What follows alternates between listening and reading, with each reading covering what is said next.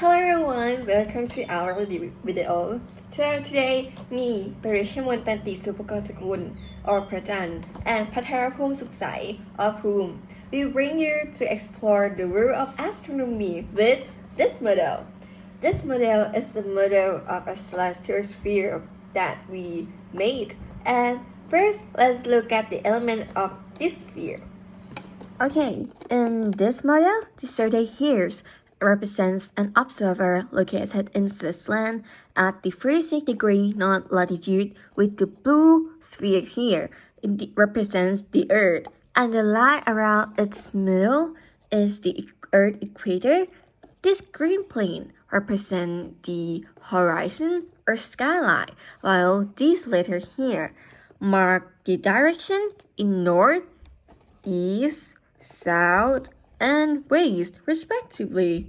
With this stick here, this stick indicates the axis of Earth's rotation that's slightly to around 23.5 degrees compared to the plane of Earth that rotates around the Sun. And next, let's move on to the line surrounding our model here. Okay, next I will explain the meaning of this surrounding line around my model. So first, let's get started with this blue and purplish line here. So this strip has the number indicate ranging from 0, 30, 60, and 90 degrees here. This number indicate the declination in unit of degree in equatorial coordinate system. And what about these two lines left, the yellow one and the red one here? These two lines are the imaginary lines that also are very important in the astronomy. So let's see. With the first line, the red one here, the red line called the celestial equator line. The celestial equator is an imaginary projection of Earth equator onto the celestial sphere. This line also divides the celestial sphere into two parts, the northern part and the southern hemisphere part. So next, the yellow line here with like the symbol of the sun here is the ecliptic line. The ecliptic line is the part of sun that move around the Earth on the celestial sphere in 1 year. So not only that, if you look closer, this line also has like the number indicating 1, 2, 3, and 4 here. This number indicate the special 4 days in 1 year. So let's see the meaning of this number. Okay, next I will explain the 4 key seasonal points on the ecliptic line that denoting as 1, 2, 4 here, including vernal equinox, summer solstice, autumnal equinox, and the winter solstice. So the first I would like to explain the intersect between the ecliptic line and celestial equator here that denote as number 1 and number 3 here. These intersect points are very, very important because they mark the equinox day, which is the day that daytime and nighttime are nearly equal in length everywhere on Earth. Starting with number 1 here, that denote the day called vernal equinox that mostly occurs around the 21st of March. On this day, daytime and nighttime are almost equal, and the sun rises exactly in the east and set into the west here. Follow the celestial equator line here. So what about the autumnal equinox that denote as number 3 in this video here? So it's quite similar to the vernal equinox that daytime and nighttime is equal, and the sun rises at the east and set due to the waves, that everything is similar except the day that it happened, because this day will happen around the 23 of or 21 of this September every year, but it may be like slightly shift, depends on the year. So, okay, let's come back to the number 2 and number 4 in this model here. Number 2 here, that the sun is like above the celestial equator here. This is the day called summer solstice that happen around 21st of June in every year. This day is when the sun reaches the northernmost point in the sky. This is the longest day and shortest night of the year in northern hemisphere. So, well, in the southern hemisphere, this will be opposed. So, like the sun will be longest night and shortest day. So, but let's consider just the case in the northern hemisphere. The sun rises to the northeast and sets to the northwest, traveling across the highest arc of the sky that I will show you here. So like you can see in this model by like rotate the east into the number 2 here, and you will see that the sun is rising over here and like shifted to the northeast and southeast and sit over there. Yeah. So next, the number 4, that the sun on the ecliptic line below the celestial equator here. This day called our winter solstice that happen around 21st of December. This is when the sky is at the southernmost position, and this is the shortest day and longest night in northern hemisphere. So, but in the southern hemisphere, it will be opposed. The sun rises at the south of east and set at the south of west, following the lowest part in the sky. So if you want to see, you just rotate the model the east direction to the position 4 like this, and you will see the part of sun that shifted to the south. Okay, it may hardly to see in this model, but I will attach the photo of the celestial sphere that show the shift of the part of sun right over there. Boom, this, okay. And why you may be wonder why the difference between daytime and nighttime happen, and the answer is it happened because of the Earth tilt axis. During the summer solstice, the sun stays above the horizon longer, creating the extended daylight and shorter night. And the sun part also like high and long across the sky. But for the winter solstice, the sun appears low in the sky and travels shorter part, producing shorter days and longer days. At the equinox, the sun part is centered between these extreme days, so daytime and nighttime are almost equal, and the sunrise and sunset occur exactly in the east and west. So this is no hint to explain why temperature and daylight vary throughout the year.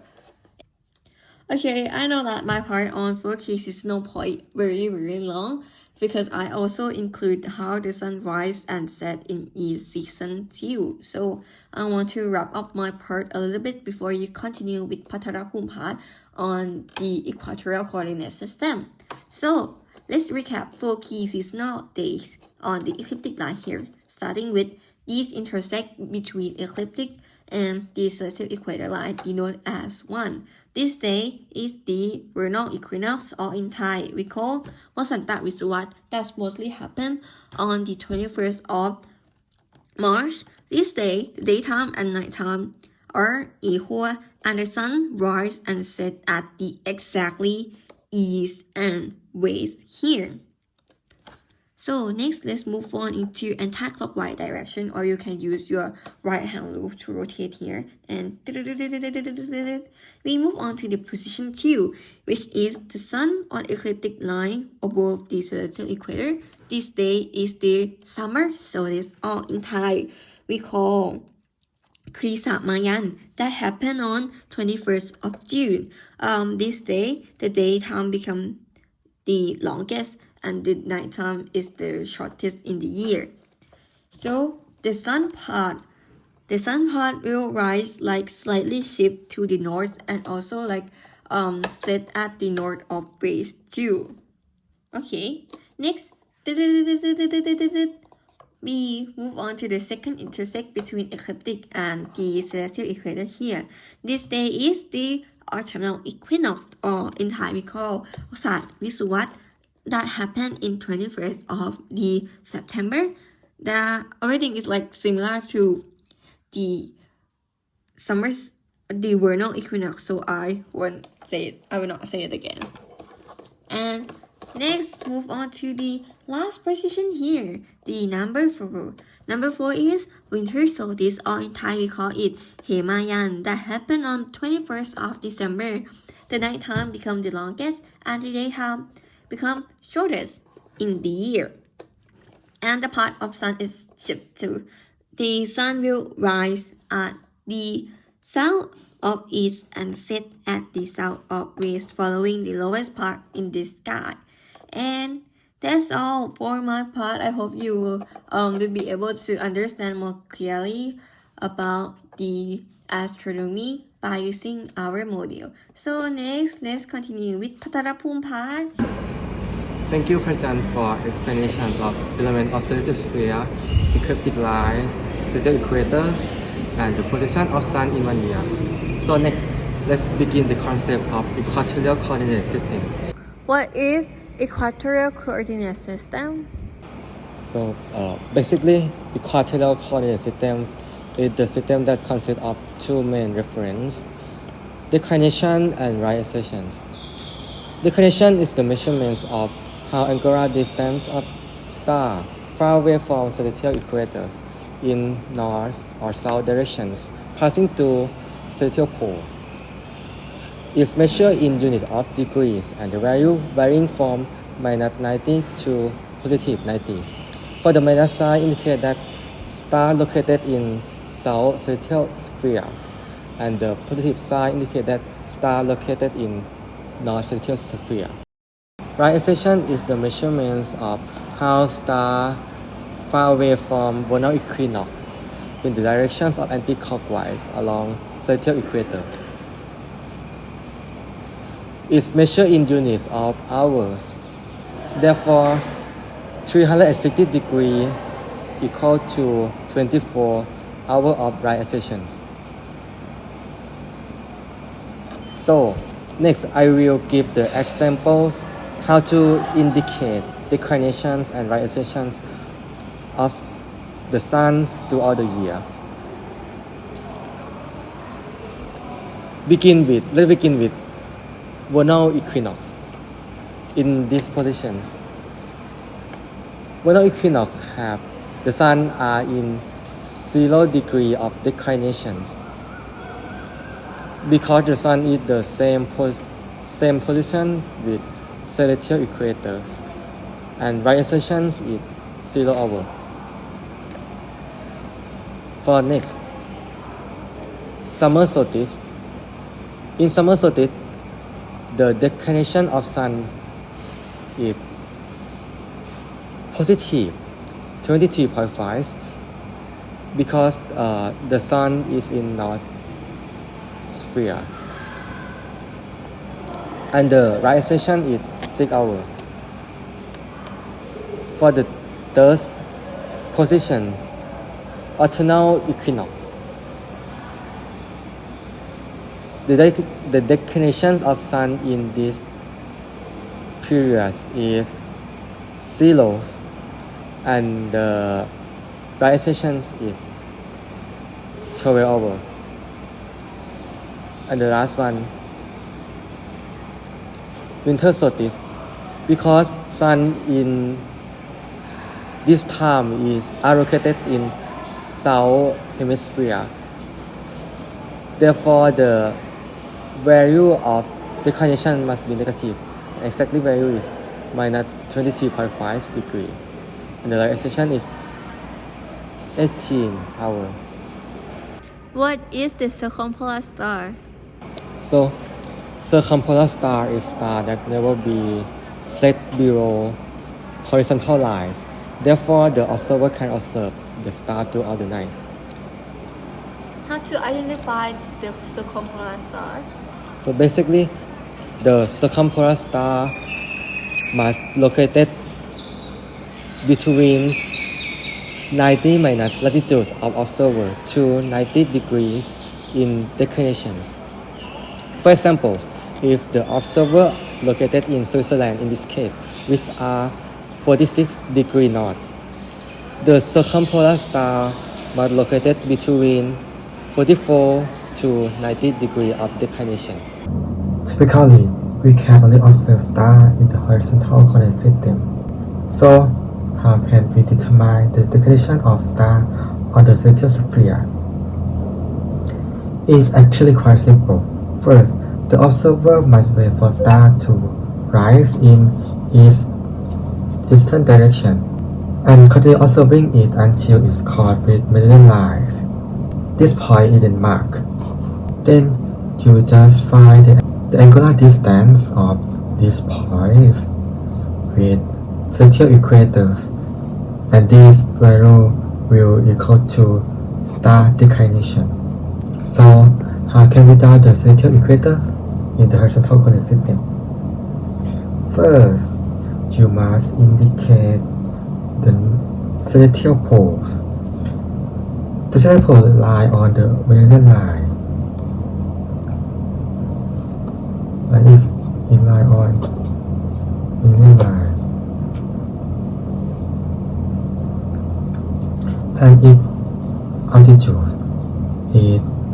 on the meridian line is same as observer latitude. Same observer latitude. Then the observer draw a line that is perpendicular to celestial pole. This line, and we call this line as the celestial equator. For example, if you are located at 46 degrees north, first you identify the north celestial pole which is located on the meridian line, and it's at an altitude of 46 degrees, the same as the observer latitude. This point. Then you draw the celestial equator, which is always perpendicular to the NCP, the celestial pole. So, if you are interested in Polaris, you wait until it crosses the meridian. This point will be very close to North Celestial Polaris. You then find the angular distance between this point and the celestial equator. And the distance is about 90 degrees. Therefore, when you observe Polaris on the celestial sphere, it also nearly 90 degrees. That is correct. As another example, if you are interested in a star with a declination of 30 degrees, like this, you wait until the star meet with is located on the meridian. This star meet with meridian line. This one lie on the meridian line already. Then you find the angular distance between these points and the celestial equator. This will be 30 degrees. Yeah, it's correct.